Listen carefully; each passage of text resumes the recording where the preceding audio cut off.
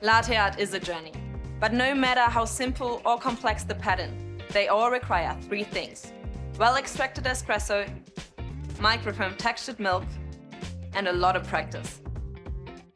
A high-pressure steam wand using a powerful steam pressure at around 130 degrees Celsius is essential for creating silky taste and velvety mouthfeel. And without it, latte art is not possible. To help you master latte art, we've created a training cup to get you started.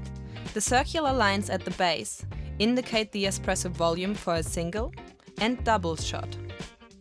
The curved line on the wall helps guide you when pouring microfoam. Let's see a demo. Start with the jug up high and tilt the cup to increase the surface area of the espresso, using the dotted line as a guide. Pour a thin, constant stream of microfoam to pierce the center of the crema. As the cup starts to fill, stop before you hit the line and tilt the cup more upright. Then bring the tip of the jug close to the surface of the milk, almost touching it.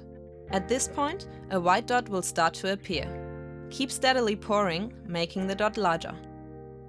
So you finished with the dot, but this is the first step in creating the heart, the tulip, and the rosetta.